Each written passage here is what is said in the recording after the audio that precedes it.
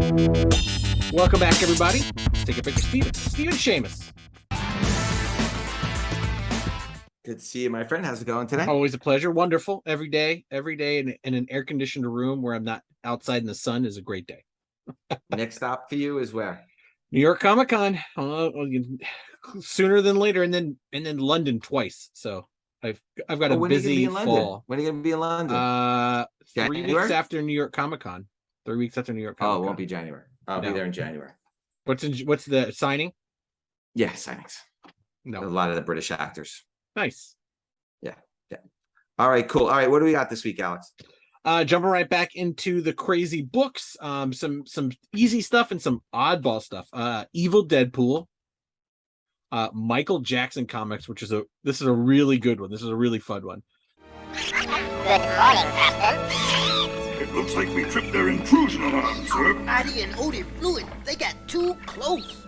We're going in. Sir, the ship is in absolutely no condition to go into battle. I thought we'd begin by cleaning up Hooter's bunk. Rust bucket. Hooter!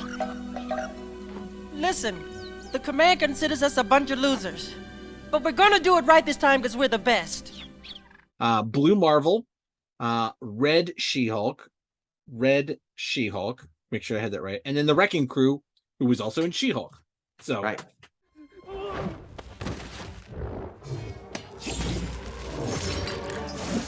Did you guys rob an Asgardian construction worker? Right. Fun stuff. Okay, good. So yeah, I think we're gonna have a little fun this week. These are fun. I just thought about it. These are a lot of fun stuff. These are all fun. Yeah, these are really good ones. Yep. Yeah. All right, cool. All right, what are we gonna start with, Alex?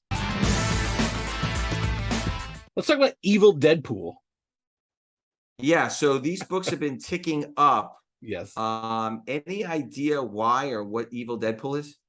Evil Deadpool is the amalgam of pieces of Deadpool that have been cut off in the past and saved in a freezer, and then they were unfrozen and they melted together to form another Deadpool. So very smart thinking with the healing factor of Deadpool. But it's just one of those things where it's a first appearance in comics. It's a character that we keep seeing, and it's just fun. And right, maybe they think they're going to bring it in somewhere. Okay. Maybe, who knows? I'll watch that cartoon. This book is on fire. Yeah, the book's on fire right now. Okay, Deadpool number 45, December of 2011. First full appearance of Evil Deadpool. Marvel Comics 50th anniversary cover. Daniel Waite story. Salva Espin art. There are 16 9.8s. It's $5 to $10 raw. Then you have the $3.99 newsstand version, right? Which only one 9.0. That's $125 raw. Yeah. $125 raw, Alex. That's a lot of money. Yes. And then the Greg Horn 1 in 50 Marvel 50th anniversary variant cover, 17 9.8. It's the Ultimate Spider-Man #1 cover homage, which also plays into it. $530 a 9.8. That's crazy. $350 a 9.6. These books are on fire. Yeah, those are 1 in 50s. I mean, I guess Deadpool 45, you're not really ordering that many. You're ordering for subs, maybe a couple for the shelf. It makes sense. That's crazy, though. Crazy. Absolutely crazy. Crazy. All right, what do we got next, Alex? Let's talk Michael Jackson comics. This is a fun one. Right. Yeah, so last week or 2 weeks ago, we spoke about Dazzler 33. Yes. With the Michael Jackson Thriller homage cover by Bill Sienkiewicz. That was selling for crazy money. So I did a little digging, did a little detective work. And wouldn't you know it, the other Michael Jackson books have gone crazy. They're just rare, but try to find them. I don't know what it is. I don't know if it's Michael Jackson collectors. Yeah. Any thoughts on this, Alex? I mean, we'll talk about the books as you tick them off, but the books that he was in that are like an official book, maybe not the Blackthorn. I'm not sure if that's official or not, but these were low printed books to begin with. You have Michael Jackson collectors, comic collectors, Blackthorn collectors, Disney collectors. We'll talk into the Captain EO stuff. Like you're hitting these from a whole different angle, from a different bunch of different people that are collecting these comics, and it's to make them rare. It's like Beatles collectibles. There's a reason why there's a couple stores in the UK that just sell Beatles merchandise, because there's that many fans of that out there. Right. Okay. So, all right. So let's go through this. Blackthorn 3D series number 75. Blackthorn summer 1989. It's the Moonwalker. It's actually AKA Moonwalker number 1 in 3D based on the movie. John Stevenson story, Abel Laxamana art. There are 4 9.8s. There are 7 9.6s. There are 5 9.4s, and a 9.8 just sold for $500 recently on this. One of the 4. Yeah. So, again, very, very interesting. Then there's the Captain EO, which you were just discussing, 3D number 18 from Eclipse Comics, with Michael Jackson on the cover. July of 1987. It's the movie adaptation. You get 2 pairs of 3D glasses included. Tom Yeates story and art. Cover A.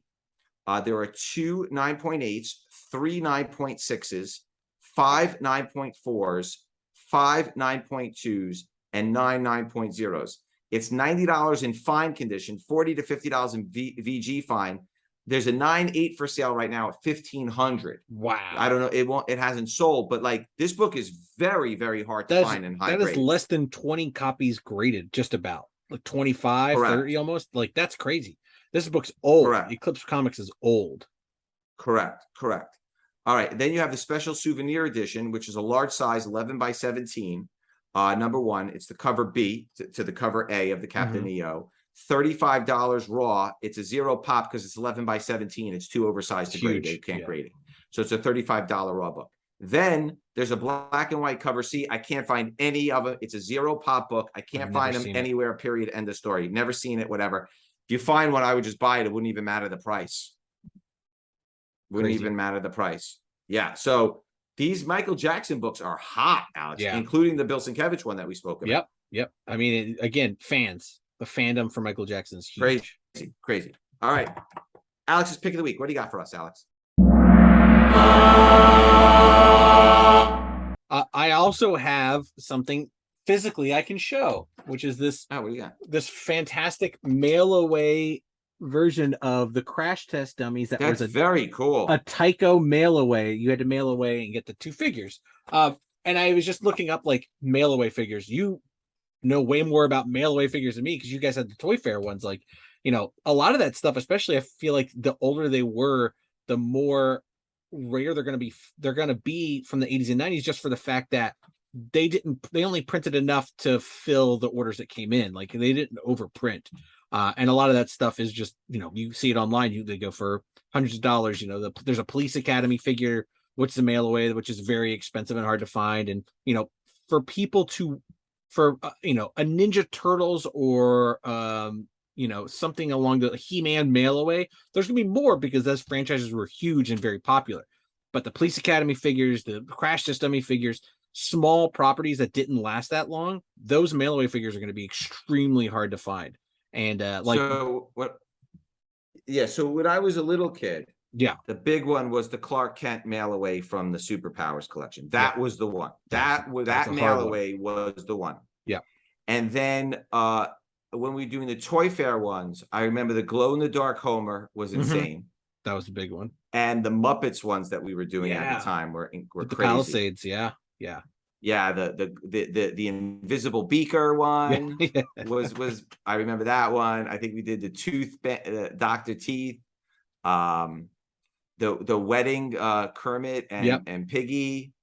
There was you guys did a lot. There was a lot of Marvel figures. There was a lot of DC. The Simpsons ones. The Simpsons ones were the hottest ones. The glow in the dark Homer one was insanity. Yeah, the glow in the dark Homer. Yeah, that one was great.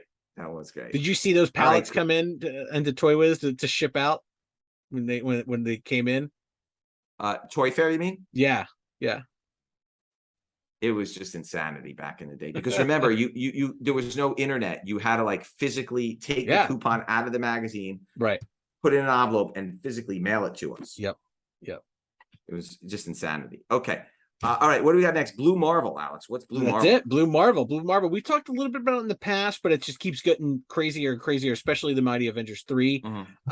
You know, this is a character that it's kind of like the Sentry, where he had or more like a Chosen, the Captain America, the Bradley one, where the character was someone in the past. He was a superhero for the United States in the past. He retired.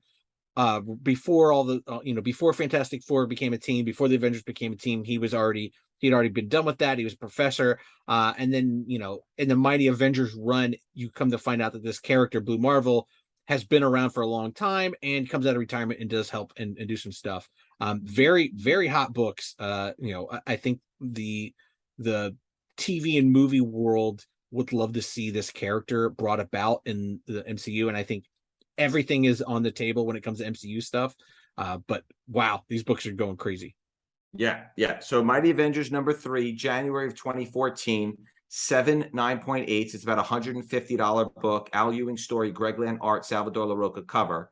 Then there's the Ronald Wimberly 1 in 50 variant cover. There are 4 9.8s. So it's a $45 to $60 raw book.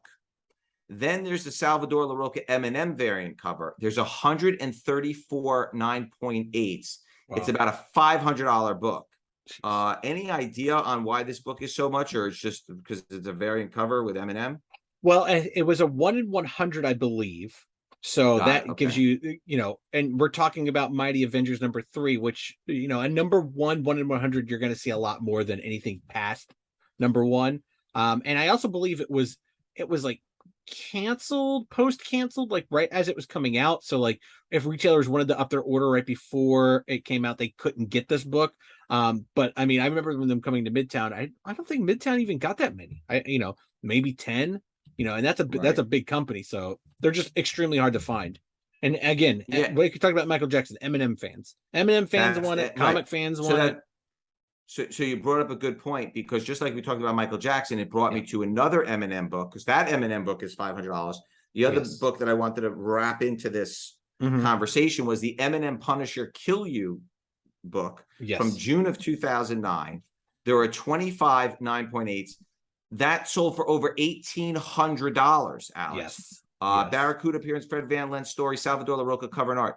So there are definitely M&M collectors out there that are spending big money, and I think that might be overriding the whole thing. Correct. And this specifically, the M&M Punisher book, you could only get it in XXL magazine. So it was, back to my bread and butter. Back to my bread and butter. It was a promo book. It was a promotional book that Marvel put out to M&M, and it's just, if you're both fans, you didn't get the XXL that week, that's it. Got it. All right, what do we got next, Alex?